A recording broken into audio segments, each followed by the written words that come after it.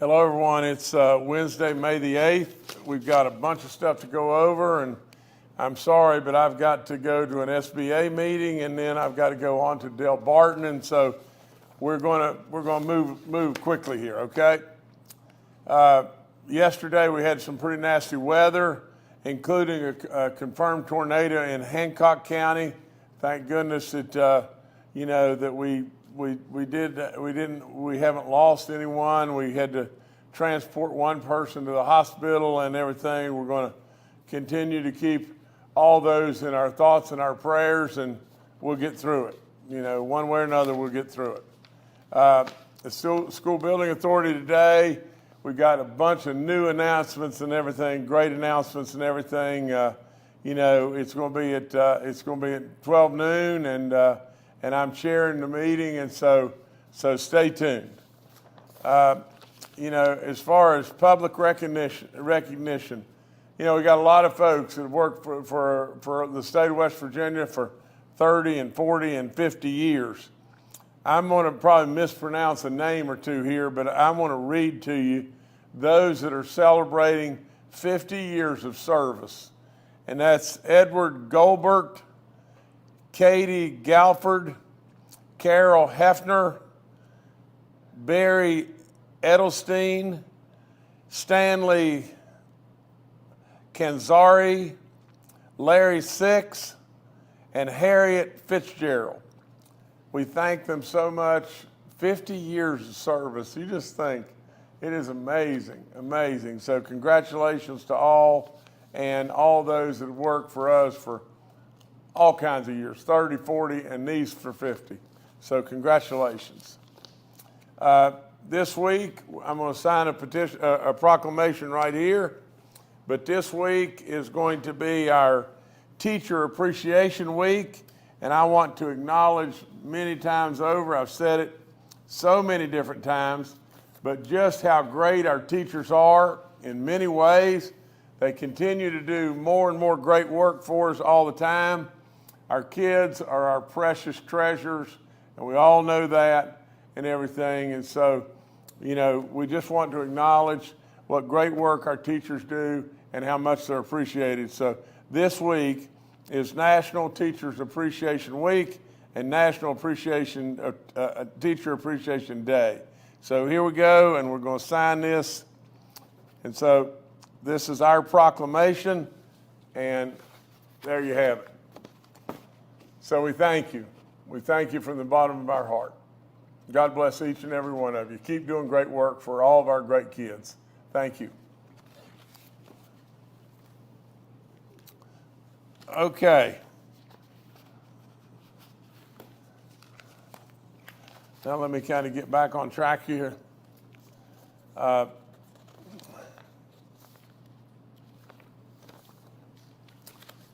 Okay. Today I'm declaring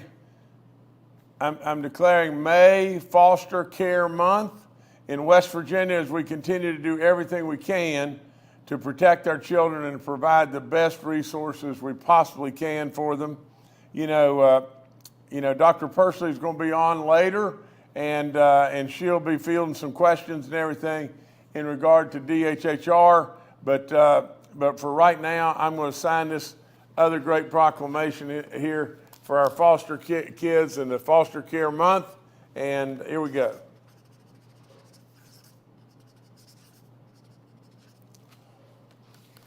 And this is our proclamation of declaration.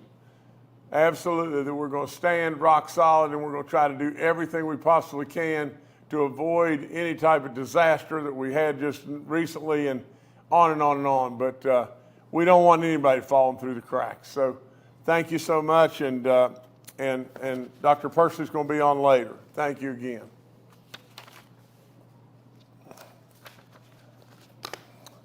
The Office of our Inspector General.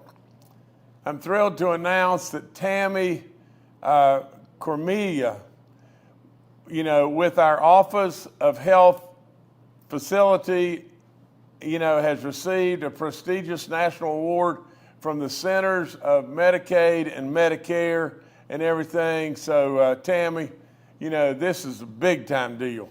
that's all there is to it. And we couldn't be more excited for the great work that you've done, under difficult circumstances, ensuring quality and safety, and on and on and on. So you help a lot of folks. You're recognized and everything, and what a great prestigious award, a national award.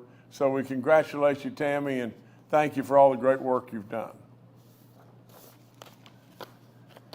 We've got a West Virginia student who's named as a finalist for our Poetry Aloud competition. Today, I'm thrilled to congratulate Willa Payton, a St. Mary's High School senior, represented West Virginia at the 2024 Poetry Out Loud National Finals in D.C. She advanced to the final round of the competition and was ranked among the top 9 poets in the nation. I mean, gracious goodness. Willa, way to go. Very, very proud of you. Very proud. Okay, we've got a new flight that's getting ready to crank up on May the 10th right here at Yeager, going to Myrtle Beach. There'll be rates as low as $49 and everything, and we're excited for Breeze Airways to be continuing to do great stuff in West Virginia. It just makes things better. It's all there is to it. Brings more folks to West Virginia, gives us more opportunities and everything. People in West Virginia want to be able, if they live here, to go places and everything. Right now, we got it. And so just another stepping stone and everything. So y'all remember that May 10th when this is going to start. Call and book your flights. It's good stuff. We just went through a Jobs and Hope graduation recap and everything. Now let me just touch on the high spots here. In fact, I don't know if I've still got my thing. I don't have it with me. Okay, but here's the deal. Jobs and Hope has now graduated 508 folks. 508. The absolute economic impact of what these people are doing is off the chart. There are thousands of people out there that have been participants in Jobs and Hope and now have found employment. I think 1,800 driver's licenses have been reinstated. 1,300 and some folks are now completely off SNAP benefits. It goes on and on and on. The annual payroll is $17.3 million. If you use a multiplier effect of 10 times that, that's $173 million that's going in our economy now rather than going the other way. The job that these folks have done in Jobs and Hope is really, really something. It started with a dream. We called it Jim's dream in the beginning. I've said it so many different times that the easy stuff is always the toughest stuff to find. We knew we had to have treatment, but what happened is we did treatment, and then all of a sudden people were turned loose and nowhere to go, no training, nobody following up on them and everything else, and right back, slid off the wagon. Okay, and so now, what do? We find the easy stuff. We find the solution, and then we run the play. And the solution was just this. Yeah, put some money in this. Yeah, do the treatment. But along the way, have people willing to, people there holding people's hands, following up on them, and then train them to do something. Give them the proper training. Don't train them on a pickup truck if they're going to drive a great big giant rock truck. Train them to be able to do something that when they get out and they get cleaned up from their addiction and they get out, they'll be able to go get a job. And then help them get their driver's license back. And then continue to have folks that are standing there monitoring them, following up on them and everything else. And lo and behold, what do you have? You've got real life success. Is it the answer to everything? No. But is it a big step? You're dadgum right. And what we need to do is keep absolute funding. We need to absolutely keep doing everything we're doing and running the play. Running the play of the original Jim's Dream, that's Jobs and Hope, and lo and behold, it's making a real difference. And it's absolutely changing lives. And so we're really proud of these people. You know, today we had Josh McCoy and Sierra Mullins, and Josh is a heavy equipment operator now, and Sierra is on her way to being a nurse. I mean, come on. It is amazing stuff. Amazing, amazing stuff. Good stuff. Yesterday, I was at James Monroe with Kathy, and we gave away or brought another dog into the school, and this was a golden retriever, 12 months old, you know, just a beautiful dog. You know, at James Monroe, the James Monroe mascot are Mavericks. Its name is Maverick. It is absolutely just fitting beyond belief, and it's the 28th therapy dog that has been placed into the schools, and we all know what great work these dogs are doing, how well trained they are, and how disciplined, and just how comforting, and their Maverick is with Baby Dog, and they're buddies now too, and so all good stuff, and you know, it was just a great day at James Monroe, and the other thing I want to tell you is just this: we took time to do this, but Kathy told me as we were driving out, she said at all the schools, you know, where Communities in Schools is now, they have a room, and in that room they have just needs that kids may have, whether it be clothes or, you know, just average everyday things that they need in their lives and everything from whatever it may be, you know, and so you said at James Monroe, their room is amazing, and you know, you ought to, if you got time, run around there with me and let's go look. And so there we are, and we're with a lady that just is doing phenomenal work, and right there at James Monroe. Now, if you'll look around, you know what you'll see? You'll see jeans, and you'll see prom dresses, you'll see T-shirts, you'll see toiletries. I mean, you'll see so many different things.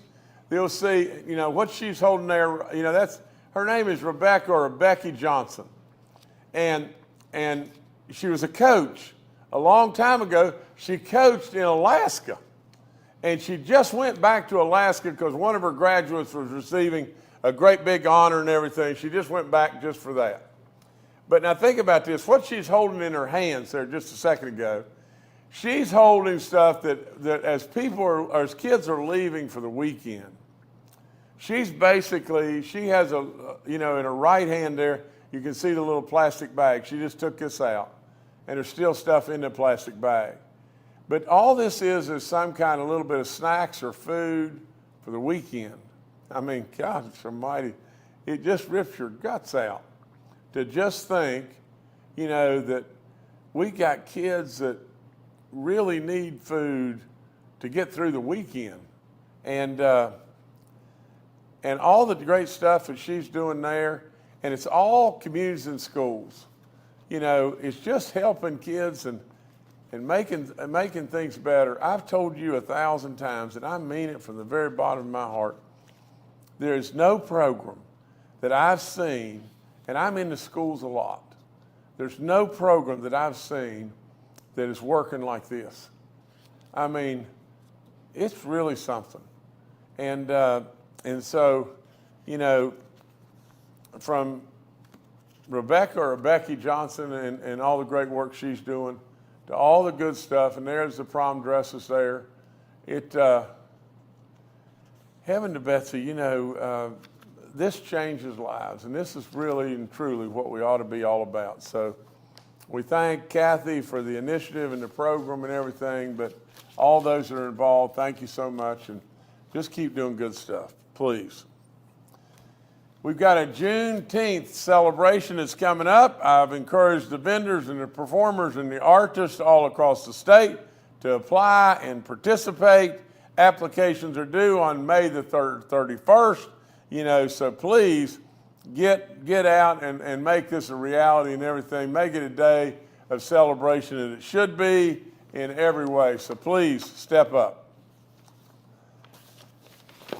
You know, next Tuesday is the day in which we vote. You know, early voting continues to go on through May the 11th. I encourage you, please, exercise your right. Exercise your right in this great country, this great state. Vote. Get out and vote. I mean, it take just a second, it'll make you feel good, it'll touch your heart. And, you know, a lot of politicians I know are driving us all crazy. Some of these ads on TV, you know, have just gotten completely out of control, and I don't like them and everything, but at the same time, exercise your right. Get out and vote. You know, please do that. Early voting ends on May the 11th, and then you can go to the polls next Tuesday, and like I said, exercise the right that we have in this great country. Okay. Before our questions, the last thing I've got on my list is a Mother's Day message. You know, I just think about all the situations that are around us. I think about a kid that I coached, you know, for a long time, you know, on my basketball team. And his mom, we just lost, you know, in a tragic drug situation.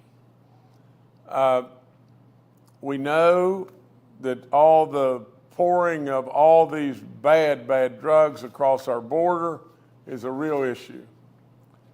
I know the value of moms. You know, there was lots of times in my life growing up, my mom was pretty doggone tough, and she had to be. And so I miss her like you can't imagine. I miss my grandmothers. You know, I called my grandmother Mamaw, and you know, and you know, she was really a big part of my life. You know, our moms are always there, and they've always been there for all of us. Absolutely take time to really celebrate this really precious day. Mother's Day is right around the corner. And so, you know, give thanks to those that have passed on, but absolutely give big, giant hugs to those that are with us. So we thank you in every way. And I think about Kathy and Jay and Jill, and I think about these beautiful grandkids that we have, and what a real blessing. So God bless all of our moms, and I hope you have a wonderful Sunday, and that's all I've got for right now. All right, thank you, Governor. Let's now turn to questions from members of the media. Our first question today is from Charles Young with WV News. Hi, this is Charles Young with WV News. Governor, I wanted to ask again if we are any closer to determining when our special session will be. You know, we're about 10 days, a little more than 10 days away from our interim meetings. Is that your anticipation to have them coincide? Thank you. Charles, we're closer. Everybody's running in 50,000 different directions, you know, with the election right around the corner and everything. And so we'll make that decision. We'll make a decision, you know, in the first days of next week and everything. But Charles, you know, I'm really hopeful that we can get it in May. That's for sure.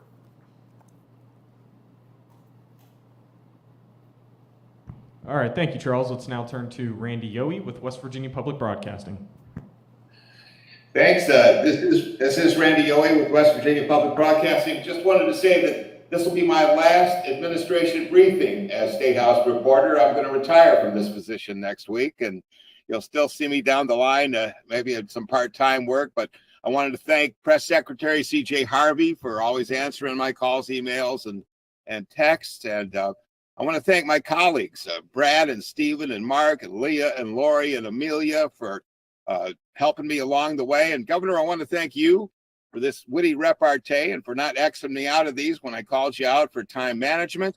Let me follow up on Charles' question. And what are some of the tidbits that we're going to see on this special session. You've committed to Medicaid and child care. Give me 4 or 5 others on your laundry list, sir. The bottom line, Randy, first of all, let me congratulate you. You know, you've always got a great big smile on your face, and you're an upbeat guy. I think you've been really fair, and really, I hope you think I've been the same, and we've been gentlemen in the way we've addressed one another, and I think that's the way it should always be.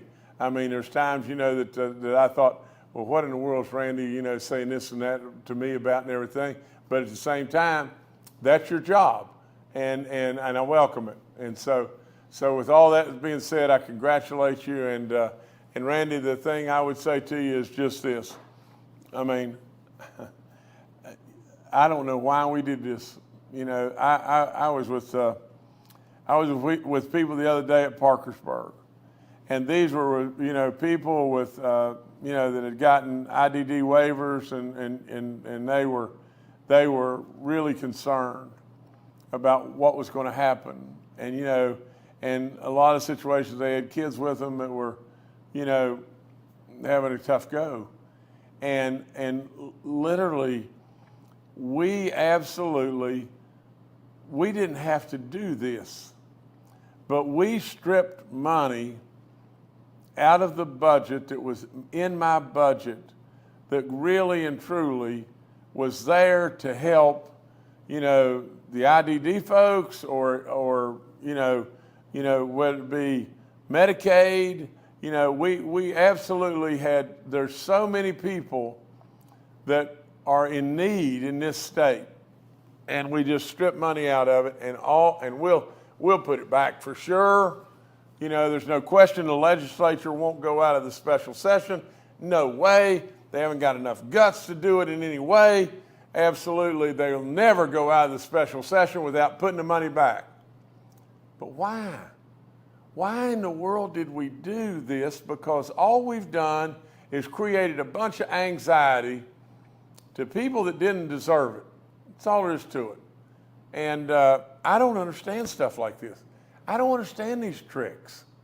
And an awful lot of this falls right back in the lap of the finance chair on the Senate side that ran up and down the halls, you know, preaching the sky's falling.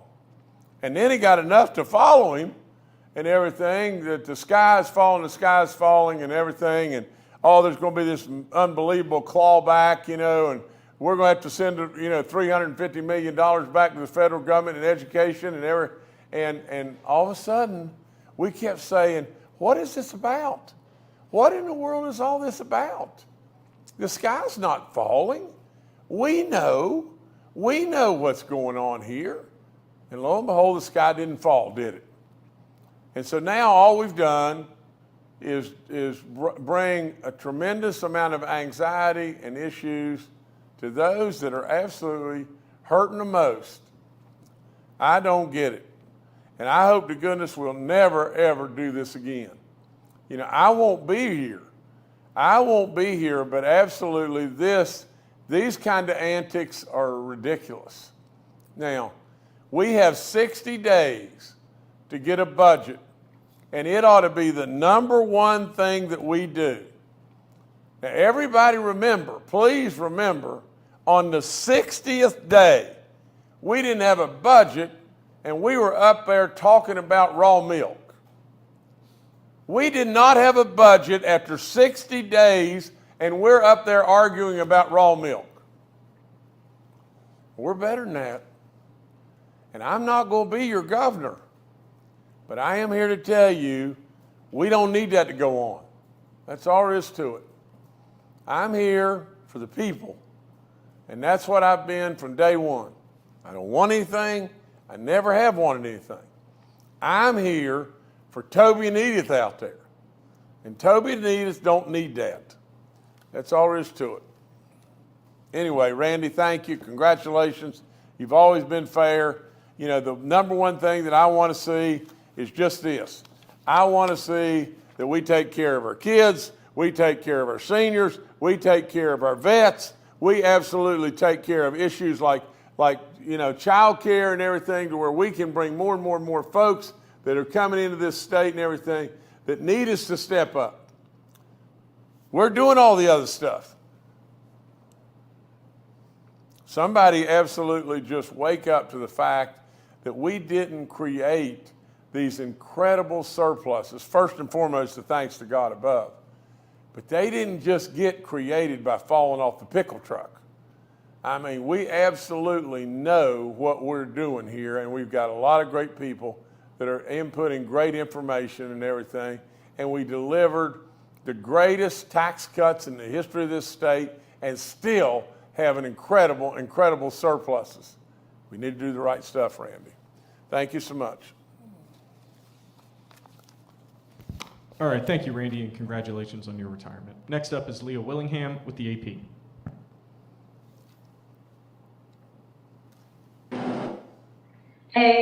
Hey, Governor, and congratulations to Randy on all of his hard work.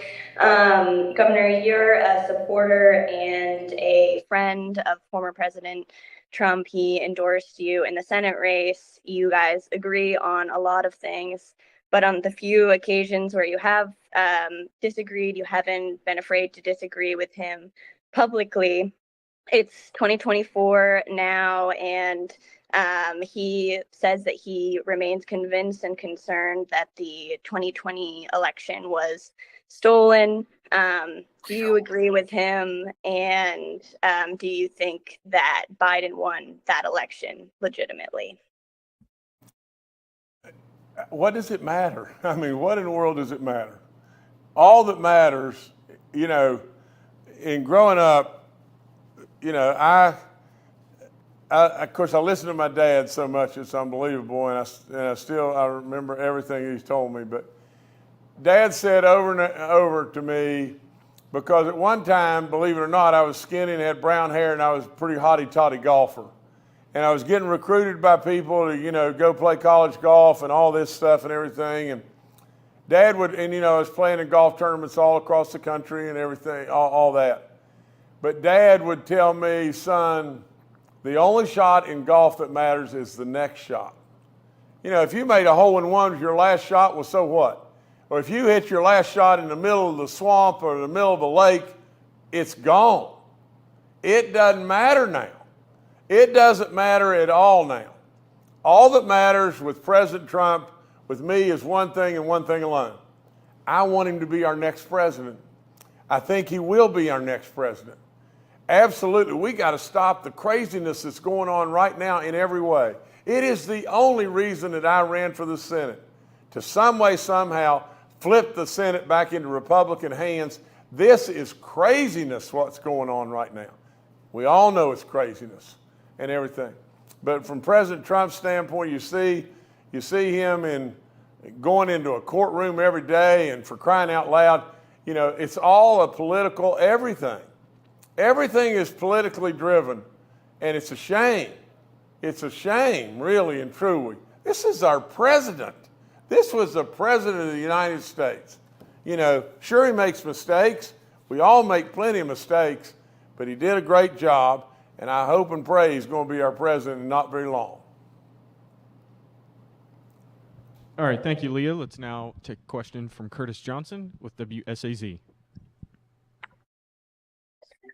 Good, happy day, Governor. I wanted to chat with you about the Boone County neglect case. It's been about 2 weeks since we last talked about the death of a 14-year-old girl in Boone County. That is when you told me that CPS, quote, had no idea about this child, no idea whatsoever. Since then, your agency has refused to verify that statement. And I'm not sure if you saw my story on Monday, but we reported federal law requires that West Virginia publicly disclose information on child neglect fatalities, including any prior history CPS had with the child. So 2 questions, and they're really both directed for you, and I'd appreciate your answer on each of them. First, do you stand by what you said 2 weeks ago, that CPS had no idea about this child, no idea whatsoever? And second, given that state and federal law requires public disclosure of case-specific information in child neglect fatalities, will you direct Department of Human Services to follow the law and turn over those records? Curtis, I don't dodge any questions. First of all, I would tell you what I told you 2 weeks ago to the very best of all the abilities that I have in me was 100% accurate. Will I stand behind what was said 2 weeks ago now that I know the information that I know today? No way. We've got Secretary Pursley that's on, and I think, she'll give you a more direct answer, but what we had happen, and it shouldn't have happened. We've got basically attorneys that are with DHHR, and they screw it up. And then when they give us information, then we've got to act on the information that they give us, and that's exactly what I told you that we would do. Now, Curtis, the second part of your question is, please come back and tell me the second part of your question. Given our reporting that state and federal law require public disclosure of case-specific information in child neglect fatalities, will you direct the Department of Human Services to follow the law and turn over those records? Curtis, here's what I'll do. I'll absolutely direct them to follow the law, without any question. Now, do I know every intricacy of the law? No. But will I direct them to follow the law? Absolutely. Am I disappointed that the information that they gave me, that I gave you, was in error? You're doggone right and everything. But absolutely, they should follow the law.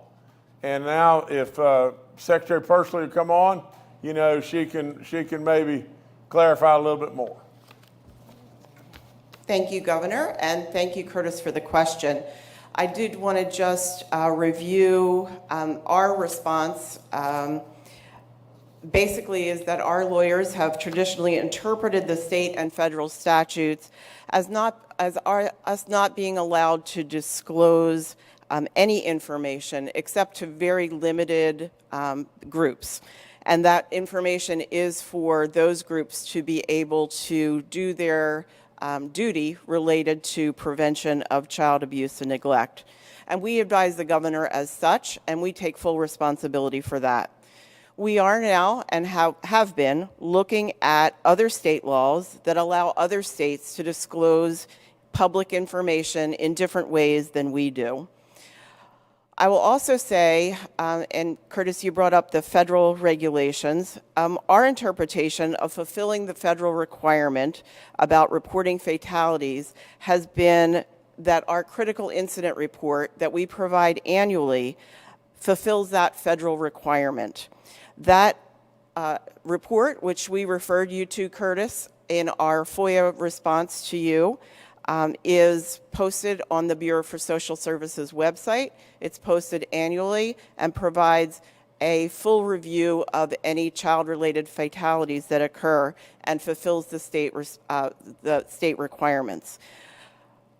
That report, of course, has not been reported on in the media, and we would just encourage everyone who wants to have information about child fatalities in the state to look at that report, and that information is contained there.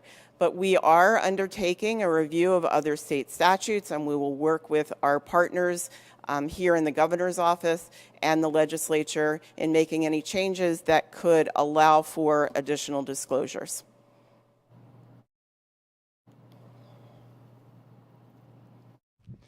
All right, thank you, Curtis. Let's now turn to Brad McElhaney with West Virginia Metro News. Hi, Governor. Hi, everybody. Congratulations to Randy on a career well spent. It's been fun working with you. Governor, it's election time next week. Joe Manchin famously said of the U.S. Senate, "This place sucks." If you win the vote next week and then again in the fall, do you intend to serve out a full 6-year term? Thank you. I surely hope so, Brad. At the end of the day, and maybe another 6 and maybe another 6, but I sure hope and pray so. I feel great, and I've got a lot of energy in what I do, and so I surely hope and pray the good Lord gives me life and good health for a long time to come. But we sure do need a lot of things up there.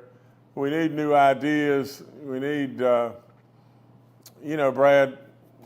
and I'm not tooting my horn in any way, but when I came into this job, a lot of people thought, well, Justice is not working this job really hard and everything, and it's because it was just that my style, my delivery, my things were just different.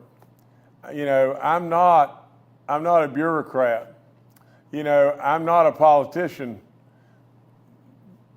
Please, anyone argue with our successes. It's hard to do, isn't it?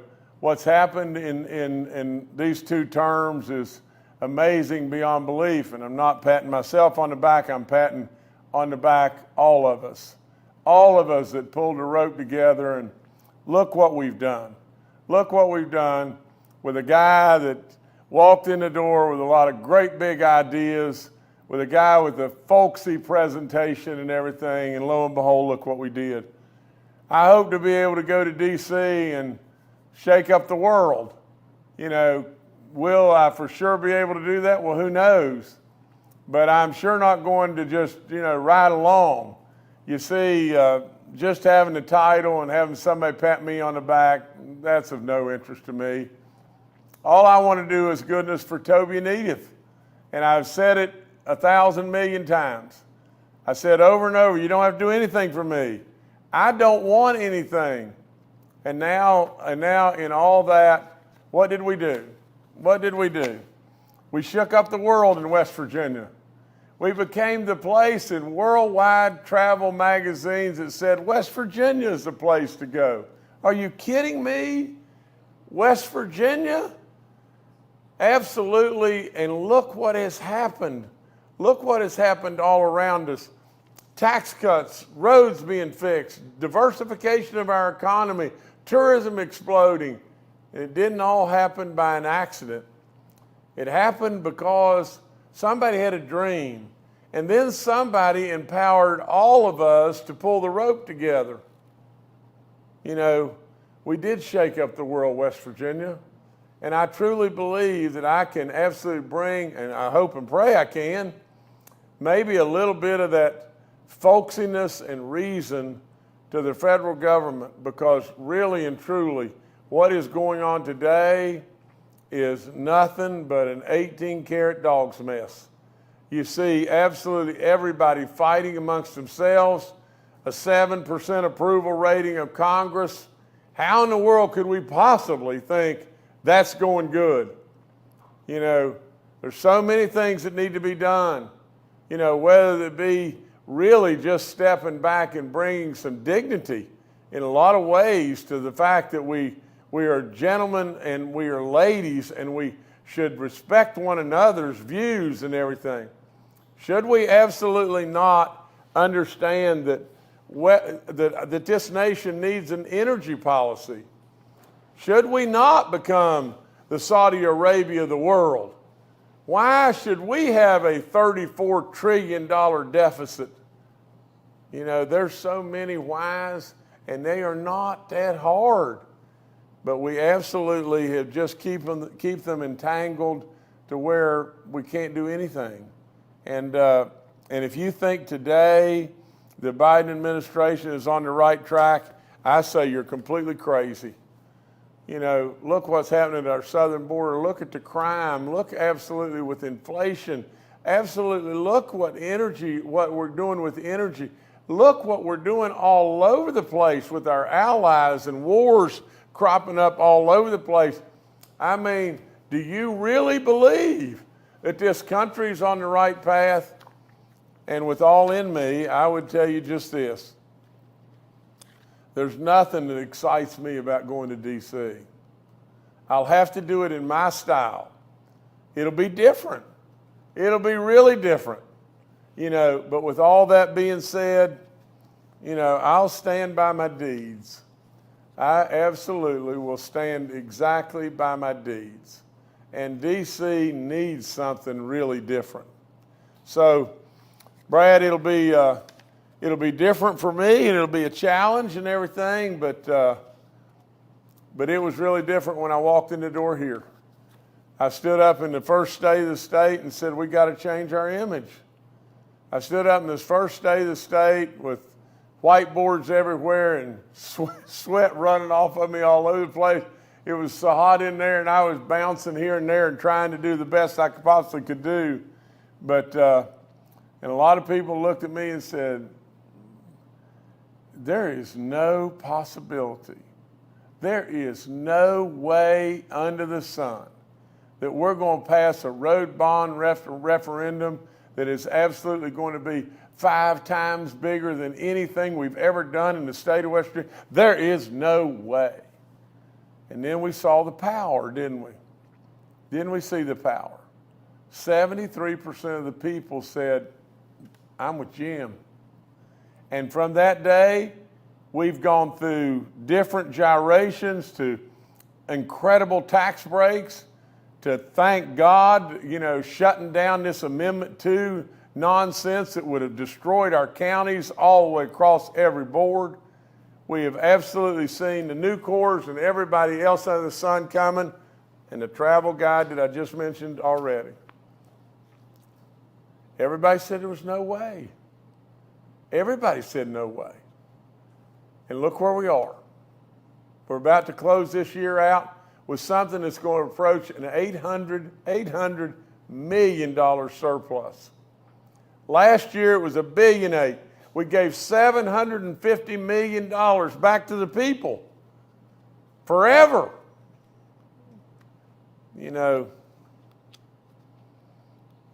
It's been a good ride. It's been folksy, hasn't it, Brad? It's been a lot of situations to where I'm not spending every night at the mansion or sitting in this office and everything, patting myself on the back everywhere you turn. I'm with the people. We turned the power of the people on everybody. We turned the power of the people on the legislature and on everybody. We said, Toby and Edith, you have your power on me. You have your power on the legislature. Show them, Toby. Show them, Edith. Look what we did. We shook up the world. I'll never forget Muhammad Ali when he knocked out Sonny Liston. And nobody said he had a chance. And he absolutely jumped up and said, I shook up the world. Well, that's the only reason I'm going to D.C. I want to shake up the world because I truly believe that God gave me the ability to get things done. And that's what I want to do. All right, thank you, Brad. Governor, back to you. No, I've said enough for one day. Let's keep this thing going. I'm headed to the SBA, and then I'm off to a bathhouse in Del Barton. So God bless each and every one of you. Thank you.